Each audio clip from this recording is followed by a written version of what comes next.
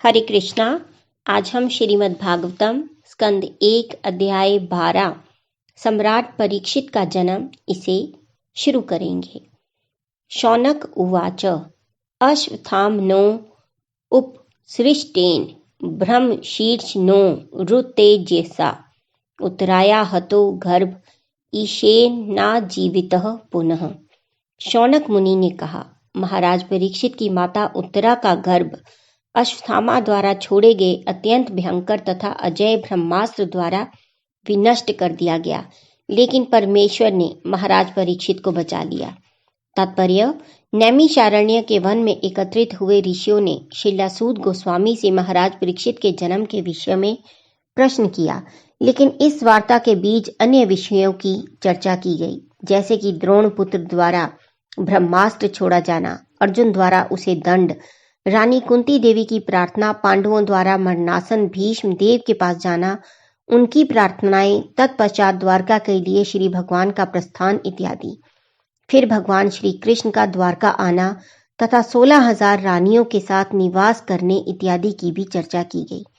सभी ऋषि मुनि इन विवरणों के सुनने में लीन थे, किंतु अब वे अपने मूल विषय पर लौटना चाह रहे थे। अतएव शौनक मुनि ने इसकी जिज्ञासा की। इस प्रकार अश्वत्थामा द्वारा छोड़े गए ब्रह्मास्त्र की चर्चा फिर से आ गई। श्लोक नंबर 2। तस्य जन्म महाबुद्धे कर्माणि च महात्मनः निधनं च यथेवासीत् प्रेत्य गतवान यथा। अत्यंत बुद्धिमान तथा महान भक्त महाराज परीक्षित उस गर्भ से कैसे उत्पन्न हुए, उनकी मृत्यु किस प्रकार हुई और मृत्यु के पश्चात उन्होंने कौन सी गति प्राप्त की। तात्पर्य, कम से कम महाराज परीक्षित के पुत्र के जीवन काल तक हस्तिनापुर, अब दिल्ली का राजा संपूर्ण विश्व का सम्राट होता था। महाराज परीक्षित की रक्षा उनकी माता के गर्भ में श्री भगवान द्वारा की जा चुकी थी, अतः एक ब्राह्मण पुत्र के शाप से, अकाल मृत्यु से भी वे निश्चित ही बचाए जा सकते थे। चूंकि महाराज परीक्षित द्वारा राज्य संभालने के पश्चात ही कलयुग ने अपना कार्य करना शुरू कर दिया था, अतएव इसका जो पहला कुलक्षण प्रकट हुआ वह था इतने बुद्धिमान तथा भक्त राजा महाराज परीक्षित का शापित होना। राजा तो असहाय नागरिकों का रक्षक होता है और उन सबका कल्याण, शांति तथा संपन्नता उसी पर निर्भर रहती है। दुर्भाग्यवश पतित कलयुग के बहकावे में आकर एक अभागे ब्राह्मण पुत्र द्वारा निर्दोष महाराज परीक्षित को शाप दिया गया और इस प्रकार राजा को 7 दिनों में अपनी मृत्यु के लिए तैयार होना था। महाराज परीक्षित भगवान श्री विष्णु द्वारा रक्षा किए जाने हेतु विशेष रूप से विख्यात है। अतएव जब एक ब्राह्मण पुत्र ने उन्हें वृथा ही शाप दे डाला, तब भी यदि वे चाहते तो अपनी रक्षा के लिए श्री भगवान की कृपा का आह्वान कर सकते थे, किंतु शुद्ध भक्त होने के कारण उन्होंने ऐसा नहीं करना चाहा। शुद्ध भक्त कभी भी श्री भगवान से अनावश्यक कृपा याचना नहीं करता। महाराज परीक्षित को ज्ञात था और अन्य लोगों को भी पता था कि ब्राह्मण पुत्र द्वारा दिया गया शाप अवैध है, किंतु वे उसका प्रतिकार करना नहीं चाहते थे, क्योंकि वे यह भी जानते थे कि कलयुग का शुभ आरंभ हो चुका है और इस युग का पहला लक्षण भी अत्यंत प्रतिभावान ब्राह्मण जाति के पतन के साथ प्रकट हो चुका है। वे काल प्रवाह के मार्ग में बाधक बनना नहीं चाह रहे थे, अपितु वे खुशी खुशी और उचित ढंग से मृत्यु का वरण करने हेतु स्वयं को तैयार कर चुके थे। वे भाग्यशाली थे कि मृत्यु के लिए तैयारी करने हेतु उन्हें कम से कम 7 दिन का समय मिला था। अतएव उन्होंने इस समय का सदुपयोग परम संत तथा भगवत भक्त शिला सुखदेव गोस्वामी के सानिध्य में रहकर किया। श्लोक नंबर 3।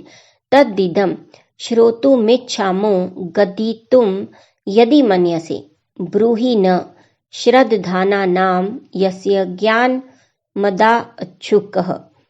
हम सभी अत्यंत आदरपूर्वक उनके महाराज परीक्षित के विषय में सुनना चाहते हैं, जिन्हें शिला सुखदेव गोस्वामी ने दिव्य ज्ञान प्रदान किया। कृपया हमें इस विषय में बताएं। तात्पर्य, शिला सुखदेव गोस्वामी ने महाराज परीक्षित को उनके जीवन के अंतिम 7 दिनों में दिव्य ज्ञान प्रदान किया, जिसे महाराज ने श्रद्धालु शिष्य की तरह ठीक से सुना। श्रीमद् भागवतम के इस प्रकार के प्रामाणिक श्रवण तथा कीर्तन का प्रभाव श्रोता तथा वक्ता पर समान रूप से पड़ता है। इससे दोनों लाभान्वित होते हैं। श्रीमद् भागवतम में भक्ति के जिन 9 विभिन्न दिव्य साधनों का वर्णन हुआ है, उनमें से सभी या कुछ का या किसी एक का भी यदि ठीक से पालन हो तो वे समान रूप से लाभप्रद होते हैं। महाराज परीक्षित तथा श्रीला सुखदेव गोस्वामी दोनों ही प्रथम 2 साधनों अर्थात श्रवण तथा कीर्तन के साधक थे, अतएव दोनों ही अपने प्रशंसनीय प्रयास में सफल रहे। दिव्य अनुभूति ऐसे ही गंभीर श्रवण तथा कीर्तन से होती है, अन्यथा नहीं। इस कलयुग में एक विशेष प्रकार के गुरु तथा शिष्य का प्रचार हो रहा है। कहा जाता है कि गुरु द्वारा उत्पन्न विद्युत धारा के माध्यम से शिष्य में आध्यात्मिक शक्ति प्रविष्ट कराई जाती है और शिष्य को उसके आघात का अनुभव होने लगता है। इससे वह अचेत हो जाता है और गुरु तथा कथित आध्यात्मिक निधि के क्षीण हो जाने पर रोता है। इस युग में इस प्रकार का झूठा विज्ञापन चल रहा है और निरीह जनता ऐसे विज्ञापन का शिकार बन रही है। किंतु श्रीला सुखदेव गोस्वामी तथा उनके महान शिष्य महाराज परीक्षित के आचरण के विषय में हमें ऐसी लोक कथाएं प्राप्त नहीं होती। मुनि ने अत्यंत भक्ति पूर्वक श्रीमद् भागवतम सुनाई थी और राजा ने उसे अच्छे से सुना था। राजा ने न तो अपने गुरु से किसी प्रकार की विद्युत धारा के आघात का अनुभव किया था, न ही अपने गुरु से ज्ञान प्राप्त करते समय वे अचेत हुए थे। अतएव लोगों को चाहिए कि वे वैदिक ज्ञान के इन निठल्ले प्रतिनिधियों द्वारा किए जा रहे इस प्रकार के अप्रामाणिक विज्ञापनों के बहकावे में न आए। नैमिषारण्य के ऋषि मुनि महाराज परीक्षित के विषय में अत्यंत आदर पूर्वक श्रवण कर रहे थे, क्योंकि उन्होंने गंभीर श्रवण द्वारा श्रीला सुखदेव गोस्वामी से ज्ञान प्राप्त किया था। दिव्य ज्ञान प्राप्त करने का एकमात्र साधन यह है कि उसे प्रामाणिक गुरु से गंभीर श्रवण द्वारा ग्रहण किया जाए और ऐसे आश्चर्यजनक प्रभावों को उत्पन्न करने हेतु न तो किसी चिकित्सीय कर्तव्य की और न ही योग के चमत्कार की आवश्यकता है। यह विधि सरल है, लेकिन सत्यनिष्ठ व्यक्ति ही मनोवांछित फल प्राप्त कर सकता है। श्लोक नंबर 4। सूत उवाच अपीपल अधर्मराजः पितृवद रंजयन् प्रजा निस्पृह सर्वकामेभ्य कृष्ण पादानुसेव्या। श्रीला सूत गोस्वामी ने कहा, सम्राट युधिष्ठिर ने अपने राज्य काल में सबके ऊपर उदारता पूर्वक शासन चलाया। वे उनके पिता तुल्य ही थे। उन्हें कोई व्यक्तिगत आकांक्षा नहीं थी और भगवान श्री कृष्ण के चरण कमलों की निरंतर सेवा करते रहने के कारण वे सभी प्रकार की इंद्रिय तृप्ति से विरक्त थे। तात्पर्य, जैसा कि हमने इस ग्रंथ की भूमिका में कहा है, संसार के समस्त कष्ट सह रहे जन समुदाय के लिए मानव समाज में कृष्ण विज्ञान की आवश्यकता है और सभी राष्ट्रों के प्रमुख महापुरुषों से हमारी एक ही विनती है कि वे अपने कल्याण हेतु, समाज के कल्याण हेतु तथा विश्व भर के लोगों के कल्याण हेतु कृष्ण तत्वों को ग्रहण करें। यहाँ पर सत्य की प्रतिमूर्ति महाराज युधिष्ठिर के उदाहरण से इसकी पुष्टि होती है। भारत में लोग राम राज्य की लालसा करते हैं, क्योंकि भगवान श्री राम आदर्श राजा थे और भारत के सभी राजा या सम्राट पृथ्वी पर जन्म लेने वाले प्रत्येक प्राणी की संपन्नता के लिए विश्व के भाग्य का नियमन करते थे। यहाँ पर प्रजा शब्द महत्वपूर्ण है। इसका व्युत्पत्ति परक आशय है। जिसने जन्म लिया है वह पृथ्वी पर जीवों की अनेक योनियां हैं। जलचर से लेकर पूर्ण मनुष्यों तक वे सभी प्रजा कहलाती हैं। इस ब्रह्मांड के सृष्टा ब्रह्मा प्रजापति कहलाते हैं, क्योंकि जिन लोगों ने जन्म लिया है उन सबके वे पितामह हैं। इस प्रकार प्रजा शब्द जिस अर्थ में आजकल प्रयुक्त होता है वह उससे अधिक व्यापक अर्थ में प्रयुक्त हुआ है। राजा सभी जीवों, जलचर, पौधे, वृक्ष, सरीसृप, पक्षी, पशु तथा मनुष्य का प्रतिनिधित्व करता है। इनमें से हर एक प्राणी परमेश्वर का अंश है। श्रीमद् भगवद गीता 14.4। और श्री भगवान का प्रतिनिधि होने के कारण राजा सबको उचित सुरक्षा प्रदान करने हेतु वचनबद्ध होता है। किंतु आज की चरित्र विहीन प्रशासन पद्धतियों के राष्ट्रपति तथा तानाशाहों के साथ ऐसा नहीं है, जहां निम्न पशुओं को कोई सुरक्षा प्रदान नहीं की जाती, जबकि उच्चतर पशुओं को तथा कथित सुरक्षा प्राप्त रहती है।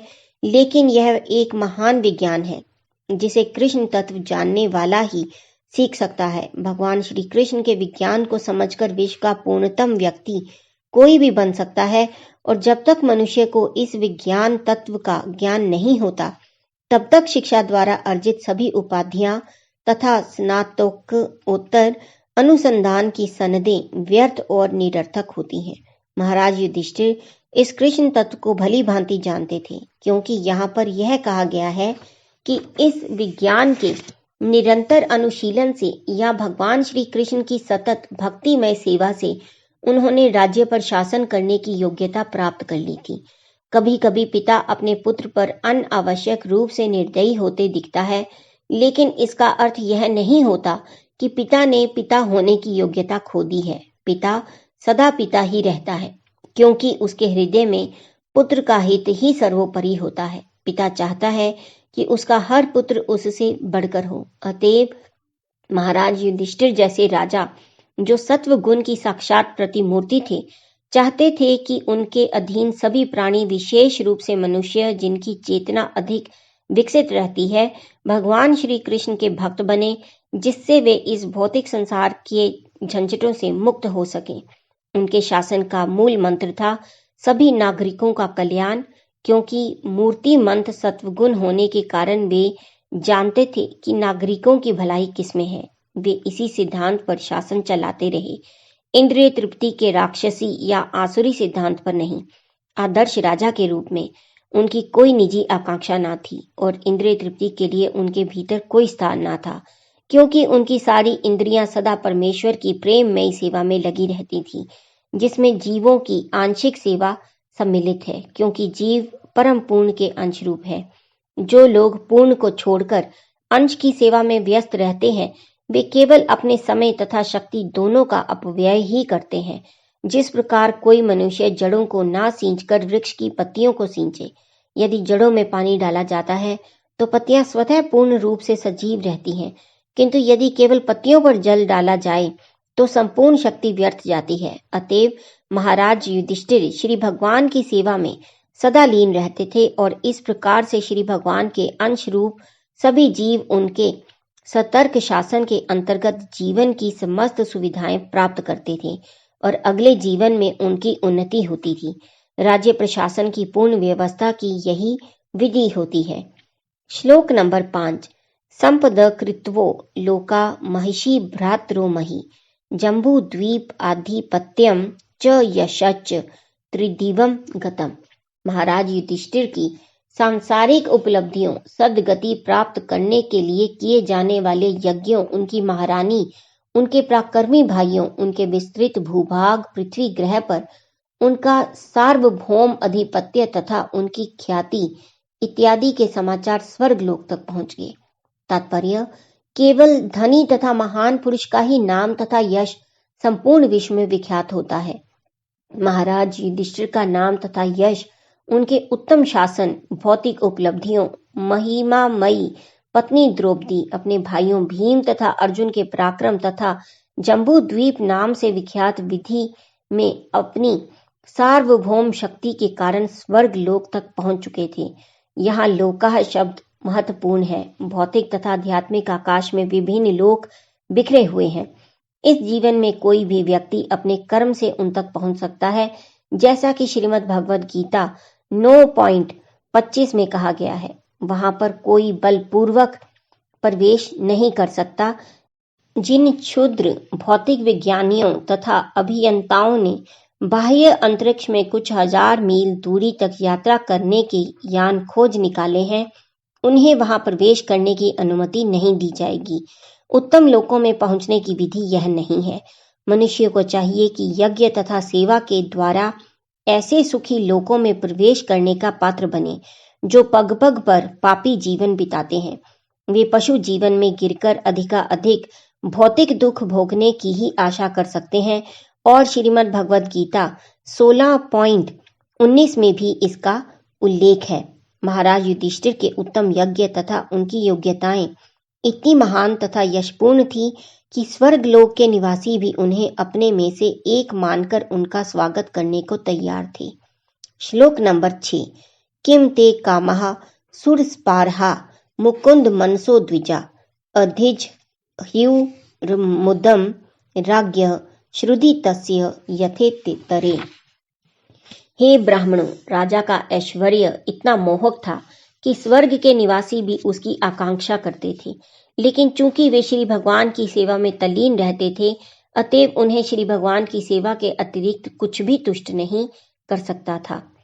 तात्पर्य, संसार में दो वस्तुएं होती हैं जिनसे जीवों की तुष्टि हो सकती है। जब कोई भौतिकता में डूबा हुआ रहता है तो वह इंद्रिय तृप्ति से ही तुष्ट होता है, किंतु जब कोई भौतिक गुणों से मुक्त होता है तो वह श्री भगवान की तुष्टि के लिए प्रेमामयी सेवा करके ही तुष्ट होता है।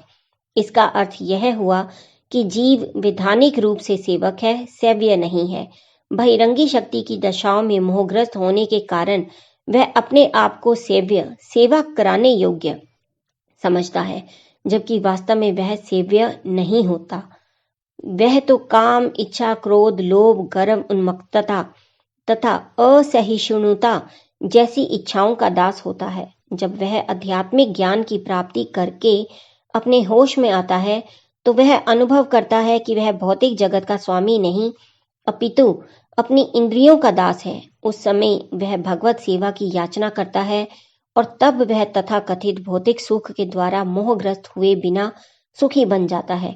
महाराज युधिष्ठिर मुक्त आत्मा थे, अतएव उन्हें विशाल साम्राज्य, उत्तम पत्नी, आज्ञाकारी बंधुओं, सुखी प्रजा तथा सुसंपन्न जगत से कोई प्रसन्नता नहीं हो रही थी। शुद्ध भक्त को ये वर स्वतः प्राप्त होते हैं, भले ही वह उनकी कामना ना करे।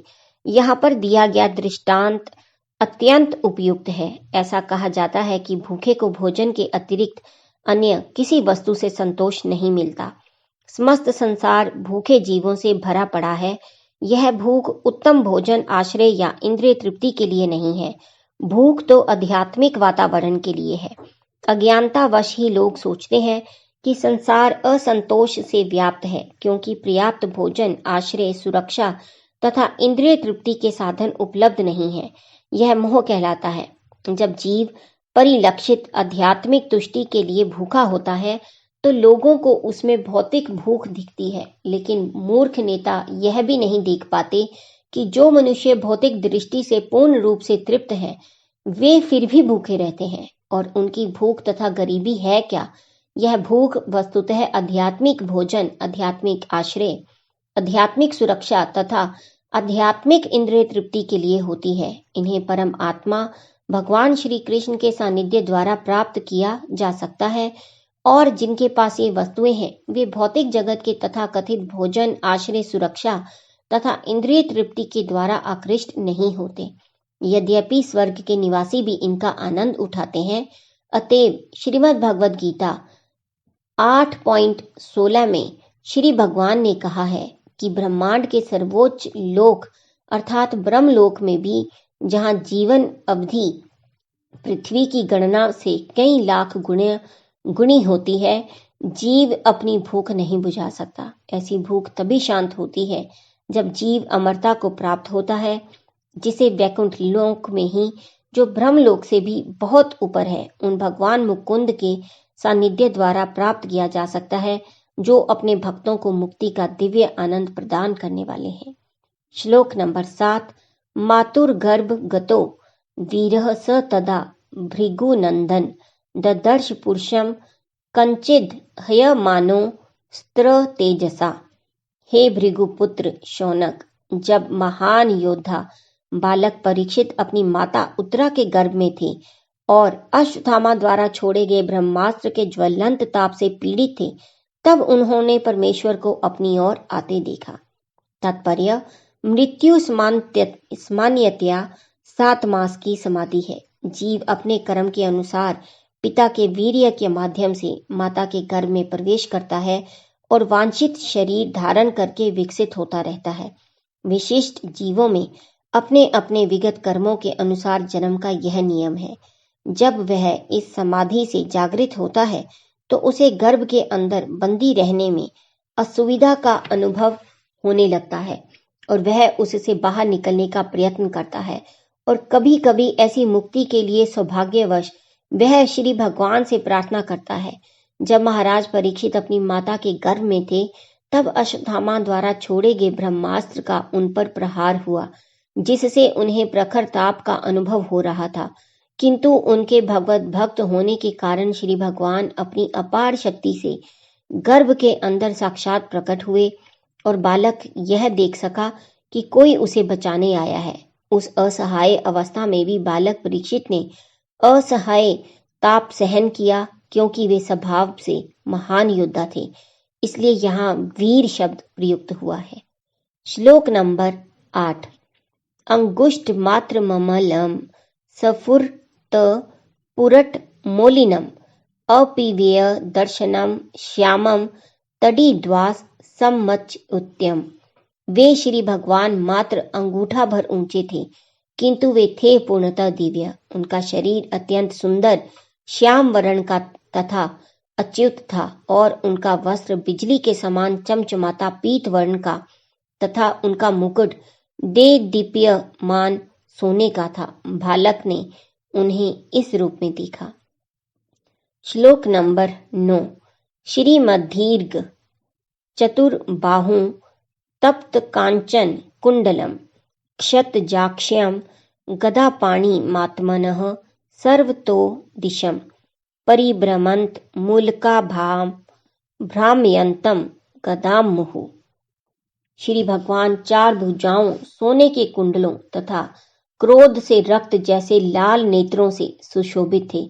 जब वे चारों ओर घूम रहे थे, तब उनकी गदा उनके चारों ओर गिरते तारे की तरह निरंतर चक्र लगा रही थी। तात्पर्य: ब्रह्म संहिता अध्याय 5 में कहा गया है कि परम ईश्वर गोविंद अपने एक पूर्ण अंश से ब्रह्मांड मंडल में प्रवेश करते हैं और वे परमात्मा रूप में न केवल प्रत्येक जीव के हृदय में अपितु भौतिक तत्वों के प्रत्येक परमाणु में प्रवेश कर जाते हैं।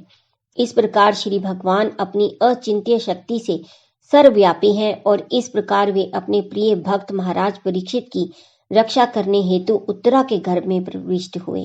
श्रीमद् भगवद गीता 9.31 में श्री भगवान हर एक को आश्वस्त करते हैं कि उनके भक्तों का कभी भी विनाश नहीं होता। श्री भगवान के भक्त को कोई नहीं मार सकता, क्योंकि उसकी रक्षा श्री भगवान करते हैं और श्री भगवान जिसे मारना चाहते हैं उसे कोई भी बचा नहीं सकता। श्री भगवान सर्वशक्तिमान है, अतएव वे चाहें तो मार भी सकते हैं और बचा भी सकते हैं।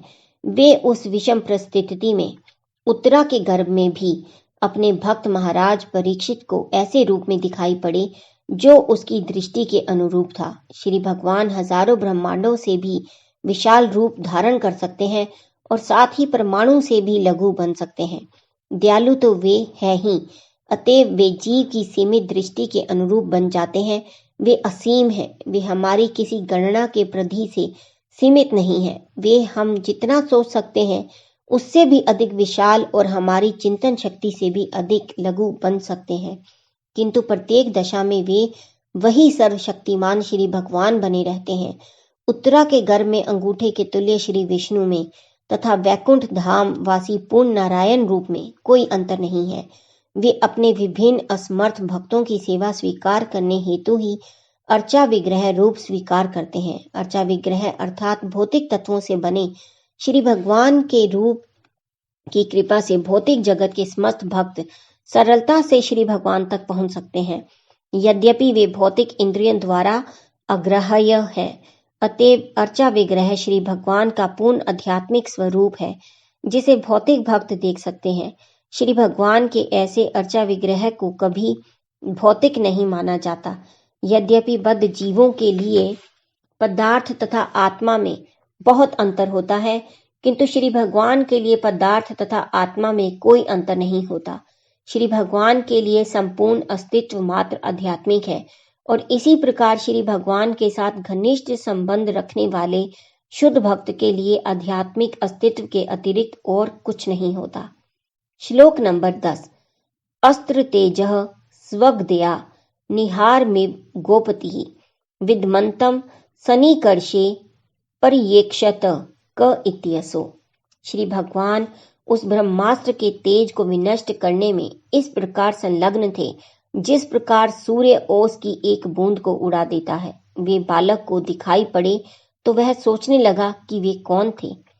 श्लोक नंबर 11। विदुहे तद्मेयात्मा भगवान धर्मगुभ विभु मिष्टो दश मासस्य तत्रेवांत दर्ददे हरि।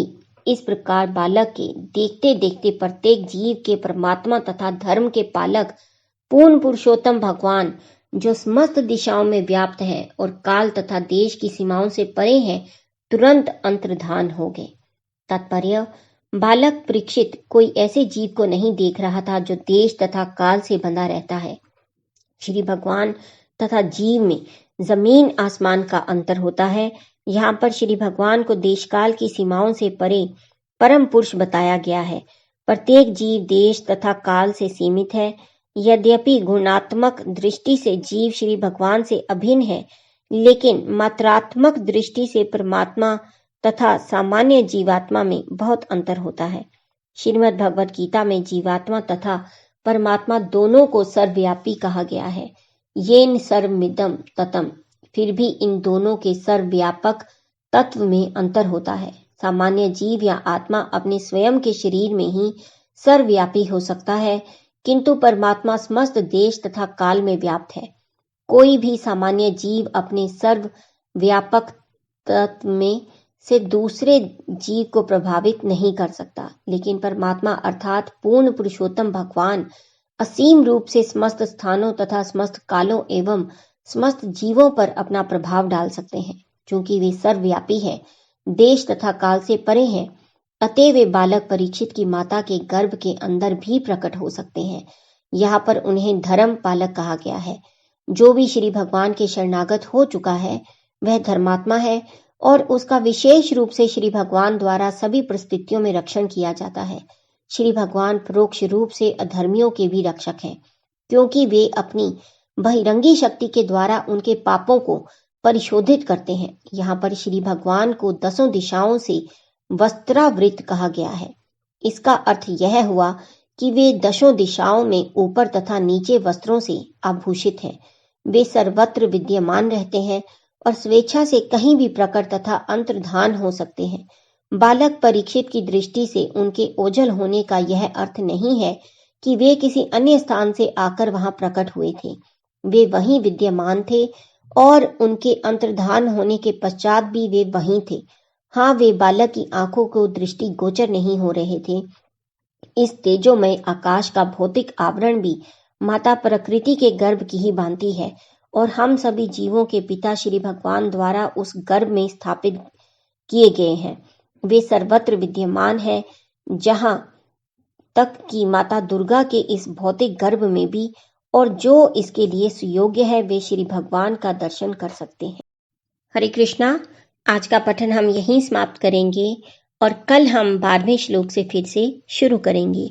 तब तक आप जपते रहिए हरे कृष्णा कृष्णा कृष्णा हरे हरे, हरे राम राम राम हरे हरे। हरि बोल।